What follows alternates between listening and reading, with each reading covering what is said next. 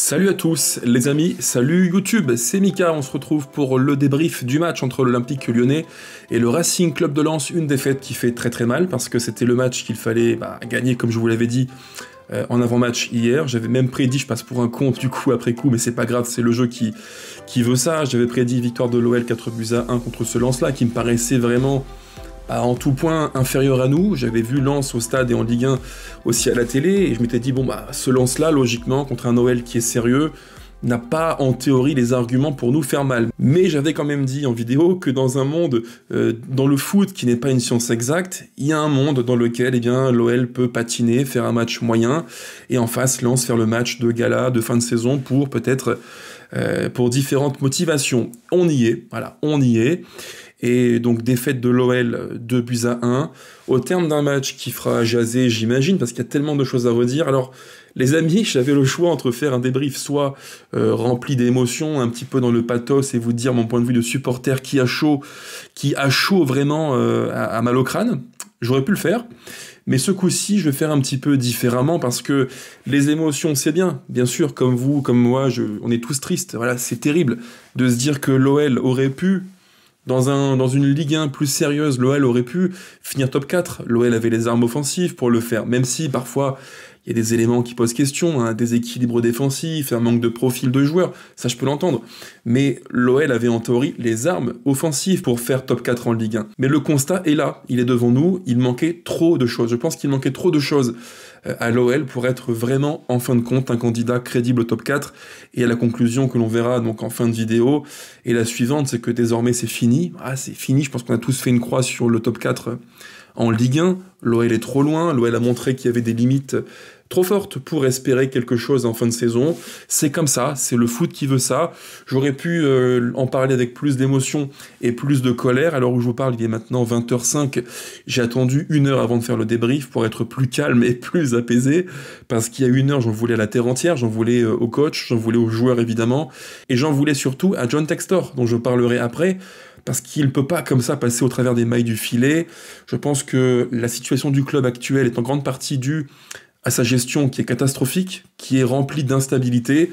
Et dans le monde du foot professionnel, quand tu es un club instable, malheureusement, tu ne peux pas espérer grand-chose. Avant de commencer, malgré cette période qui est pour nous très difficile entre Manchester, le derby, et ce soir le match contre Lens, les gones, pensez au petit pouce qui fait très plaisir, pensez à commenter, à me dire vos différents points de vue sur le match, pensez aussi à vous abonner, et enfin, activez la cloche pour ne rien manquer. C'est parti pour donc le débrief du match, qui je l'espère sera le plus objectif possible, et le plus mesuré possible. Pas facile, parce qu'il y a plein d'émotions qui vont, je pense, ressortir au fil du débrief, mais c'est comme ça, je vais rester le plus pro devant la caméra pour ne pas trop partir en sucette. Alors, l'histoire du match. Donc, on commence par la compo. La compo de l'OL sous Fonseca. Alors, on avait le 4-2-3-1 que j'avais imaginé hier en vidéo d'avant-match dans la causerie. Donc, formule classique avec le Casperi au cage, schéma à 4 derrière avec à droite Maitland-Niles, Mata Niakate plus Tagliafico, un pivot double, Matic plus Tolisso reculé qui me paraissait moins en forme aujourd'hui, Corentin Tolisso, devant lui un numéro 8 offensif Almada, à droite Cherki, à gauche Fofana et en pointe Georges Mikotadze qui aura eu beaucoup de mal à peser durant une grande partie du match, parce que oui, il était pris dans la tenaille des Lensois, ce bloc lensois extrêmement dense et compact qui a fait beaucoup de mal à nos offensifs, qui ont eu du mal à créer des espaces et des décalages. Forcément, quand l'espace se réduit, c'est quand même plus compliqué, et face à une telle densité physique côté lensois, eh bien on a eu du mal, même quasiment tout le match, à trouver la clé pour déséquilibrer ce bloc, ce plan qu'avait concocté Will Steele, ce plan gagnant du coach Will Steele. Très vite, on a tous senti, je pense, un OL qui, ce soir, aurait eu beaucoup de mal, en fait, à bouleverser l'équilibre des Lensois. Parce que, côté Lensois, le 3-4-2-1, qui était même plus un 5, on peut le dire, un 5-2-2-1 ce soir, parce que très défensif, bloc compact, dense, énormément de joueurs dans le cœur du jeu, avec Andy Diouf qui se réaxait, avec aussi Thomasson dans un rôle de piston offensif qui reculait beaucoup, qui venait aider El Ainaoui notamment. Une équipe du RC Lens qui a, je pense, vraiment trouvé le plan de jeu quasi parfait pour atténuer ce que fait de bien l'OL. On le sait maintenant, c'est pas une surprise. J'en parle souvent en débrief, l'OL a une qualité dans le cœur du jeu qui est assez forte. C'est l'un de nos points forts, peut-être même le point fort majeur de l'OL à l'instant T, le cœur du jeu, avec des profils qui sont forts dans le 1 contre 1, forts dans les petits espaces. Cherki, Almada, Fofana, voilà, beaucoup de profils qui sont comme ça, très forts, qui peuvent combiner, et Will Steele l'a vu. Si nous on le voit, le coach Lensois l'a vu aussi, qu'est-ce qu'il a fait? Un schéma un petit peu en V, un peu comme ça, avec une base de 5 qui prenait toute la largeur du terrain, avec côté Lensois, on l'a vu, un Pouilly qui remplaçait Aguilar, un schéma à 3, donc Gradit, Djoumaba qui est, je pense, encore une fois excellent, à ses côtés Medina, et enfin piston gauche très reculé, Machado, donc 5 défenseurs, une ligne, on peut le dire, de 2 joueurs qui ont fait beaucoup d'efforts. En pointe, Koyalipou, et derrière lui, Thomasson, demi-espace droit, et demi-espace gauche, Andy Diouf, qui fait, je pense, un match typiquement, on peut le dire, Dioufesque.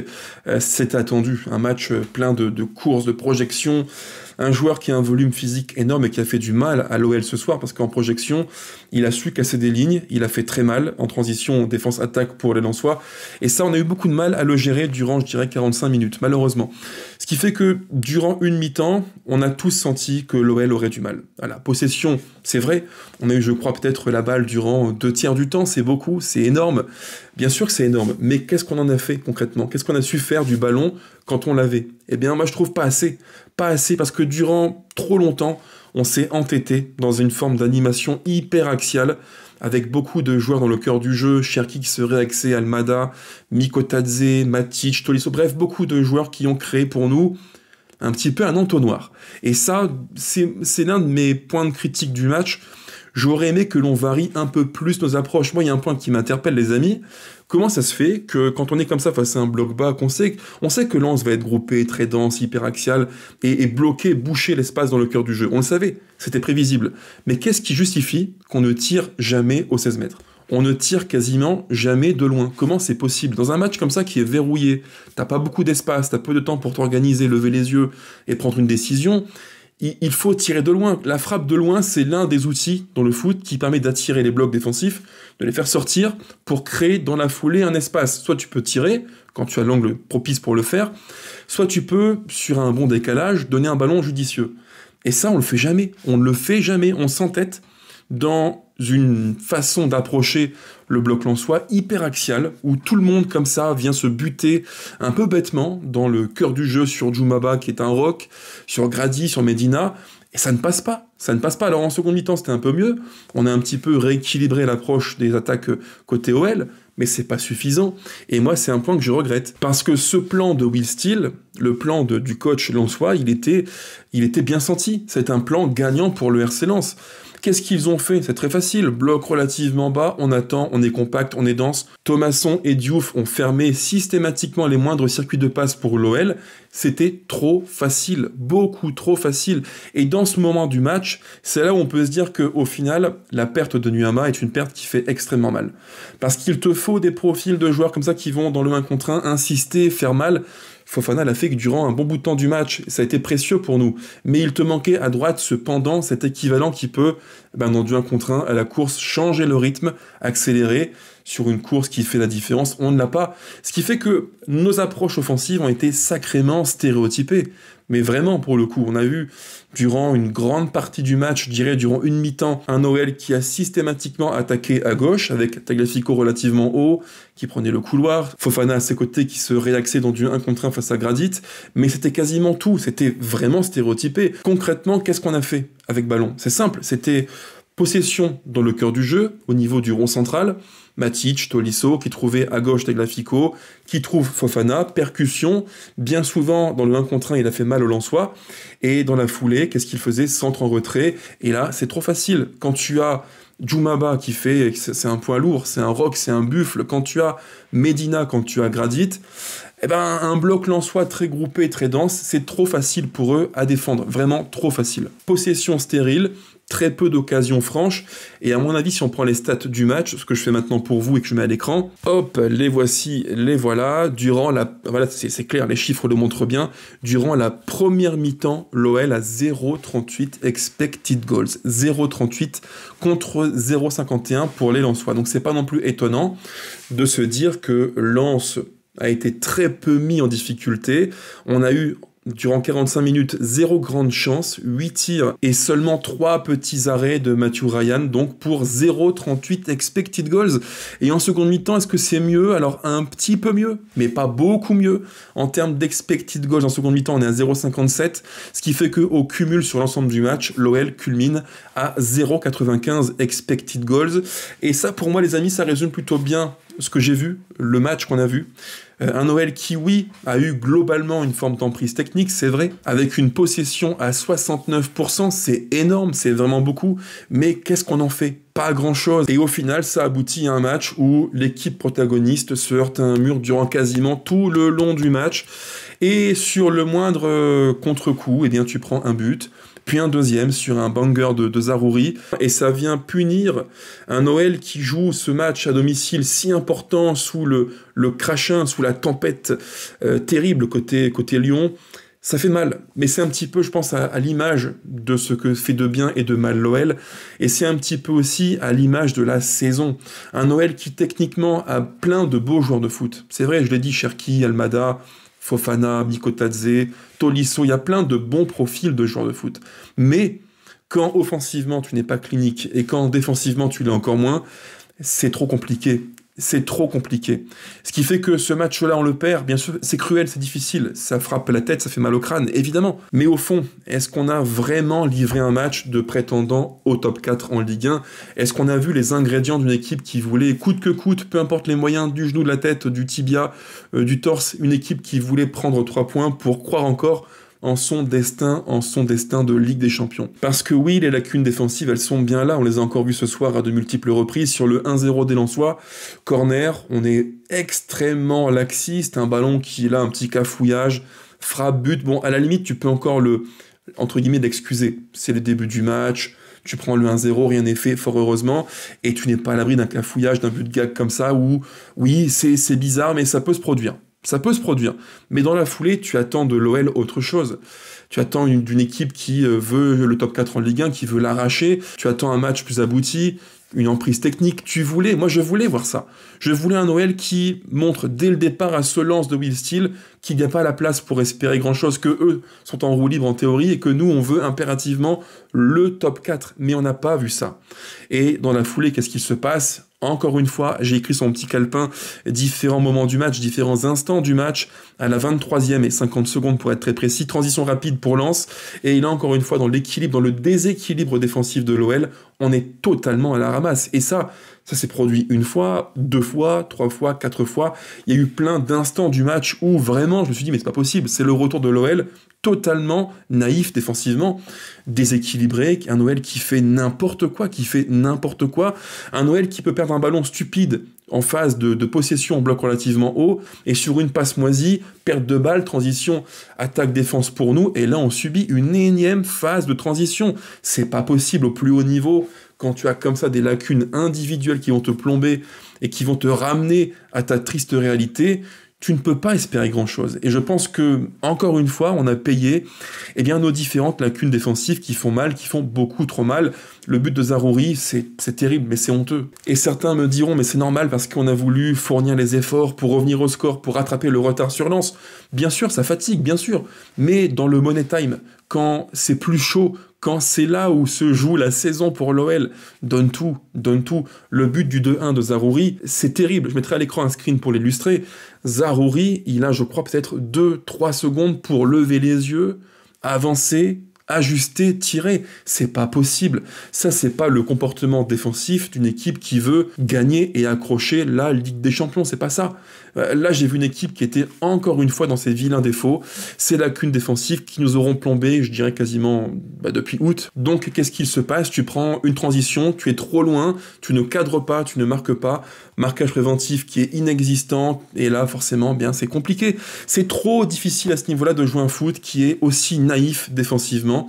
Et à la fin, tu payes l'addition de tant et tant d'errements pour l'Olympique lyonnais. Alors on pourra aussi parler de ce fait de match, les différents faits arbitraux qui peuvent poser question. La main de Joumaba, moi je l'aurais sifflé évidemment parce qu'elle change l'action. Il stoppe du bras le ballon, donc forcément moi je l'aurais sifflé. Ça c'est encore un point qui pose vraiment question sur le niveau, la qualité, la compréhension du jeu par les arbitres en France. Mais au final sur l'ensemble du match, sur la seconde mi-temps, eh bien on voit un OL qui n'a pas vraiment les clés pour changer le cours du match. Trop naïf défensivement, pas assez tueur offensivement, et je dirais une forme d'entêtement qu'on a vu tout le long du match, à s'engouffrer dans l'axe un peu stupidement, naïvement, et on a trop peu utilisé le jeu de côté, qui pourtant, face à un bloc bas qui est très dense, est tellement important.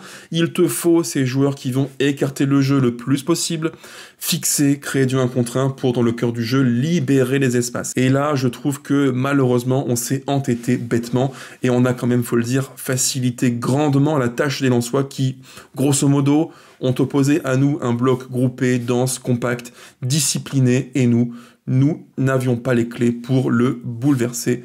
Malheureusement, défaite de l'OL qui fait extrêmement mal.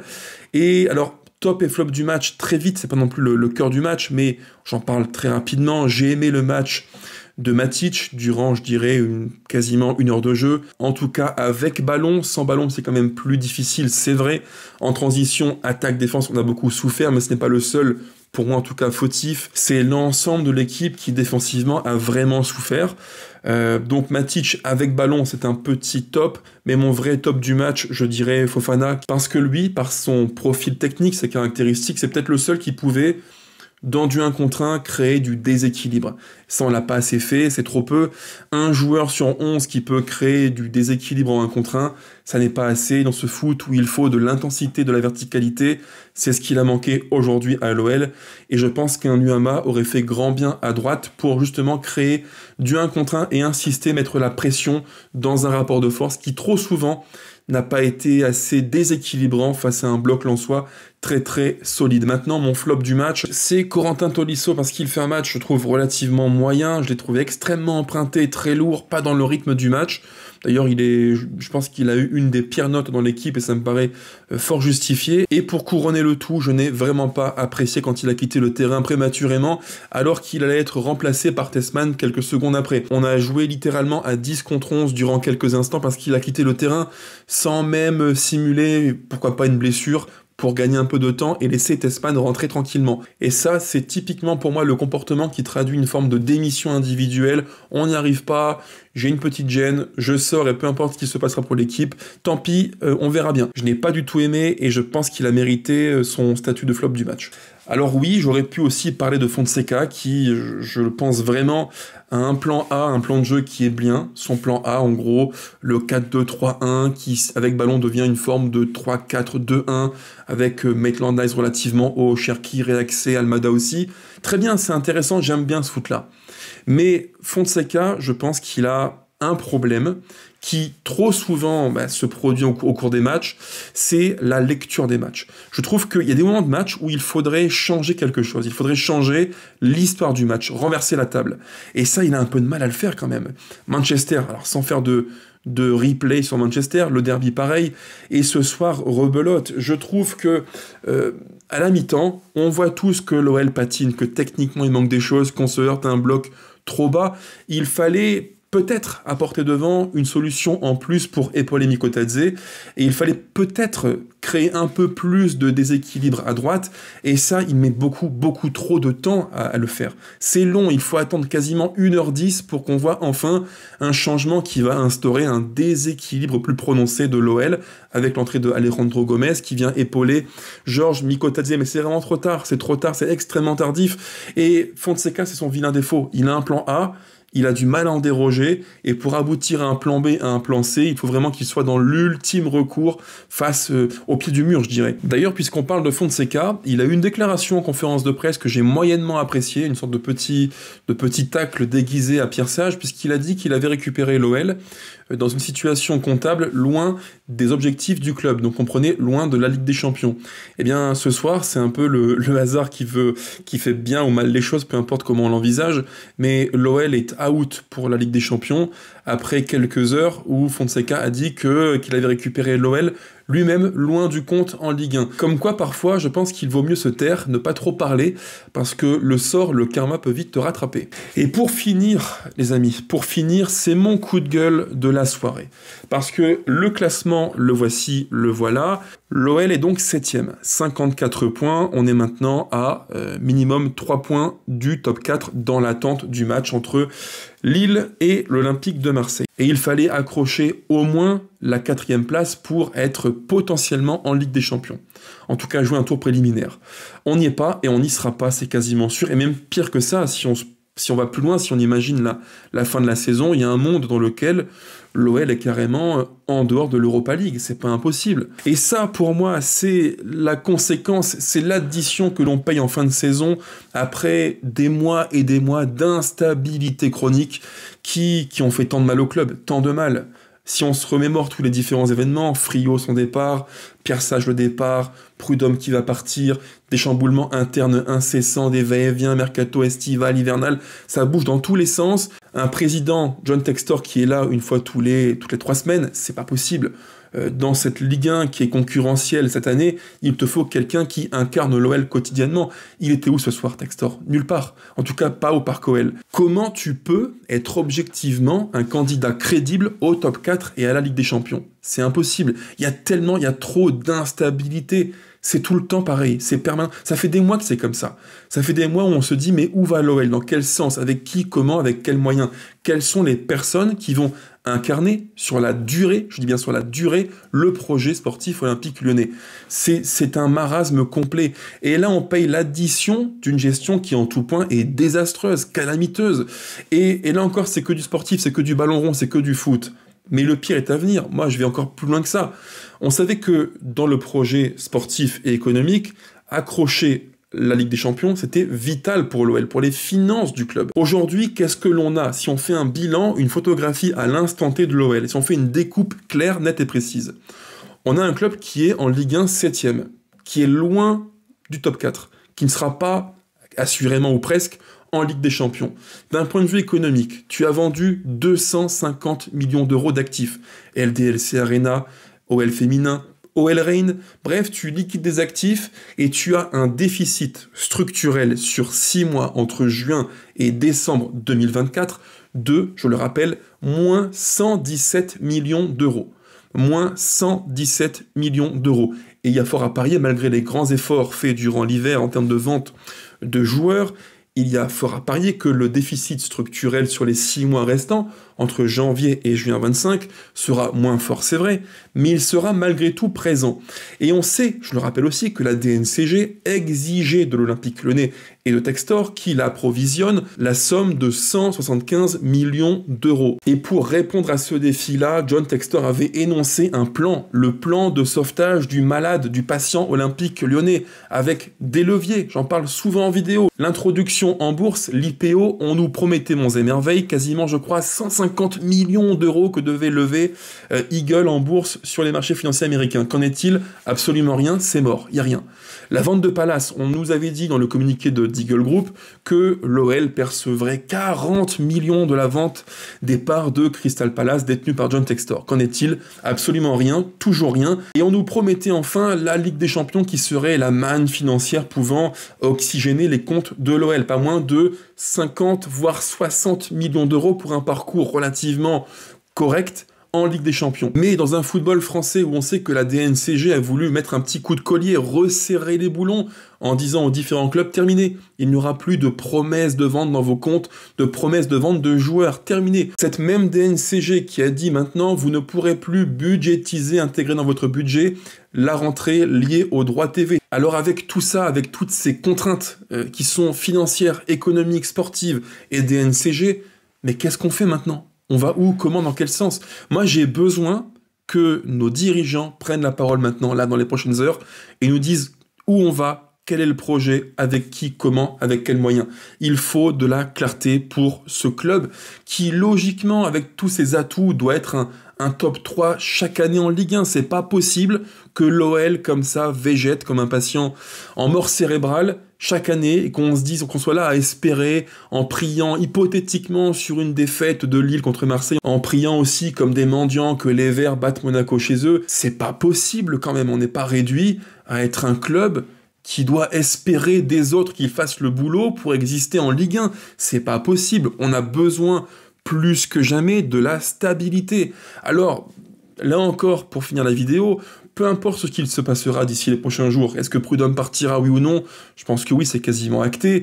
Mais en fait, c'est une question bien plus large que Laurent Prudhomme, bien plus large que nous tous. C'est quel est le projet pour l'OL? Est-ce qu'on veut encore et encore ce projet multi-club qui ne parvient pas à faire de l'OL un club stable et ambitieux en Ligue 1? Tant que l'on n'aura pas la stabilité sportive et financière, nous ne pourrons pas être stables d'un point de vue footballistique. Et tous les plans sur la comète, top 4, Ligue 1, Ligue des Champions, oubliez, c'est terminé. Moi, franchement, faire la LDC pour juste prendre le pognon et puis c'est tout, ça m'intéresse pas. Je veux un club ambitieux, stable, régulier, consistant, un club qui a des gens qui vont l'incarner sportivement, institutionnellement et d'un point de vue présidentiel. Il me faut des gens qui vont être les visages du club et qui vont me dire, qui vont me rassurer en me disant Mika, t'inquiète pas, on sait où on va, avec qui, comment. Mais à l'heure où je vous parle, c'est pas le cas du tout. Et moi, en tant que petit supporter, en tant que microbe de la sphère olympique lyonnais, eh ben oui, je suis vraiment inquiet pour l'avenir du club. Voilà, en gros, ce que je voulais vous dire, les gones. Sur ce, ciao ciao, portez-vous bien, je vous embrasse tous évidemment, et allez l'OL plus que jamais, il y en aura grand besoin pour la suite des événements en Ligue 1 et après la Ligue 1, à mon avis. Ciao.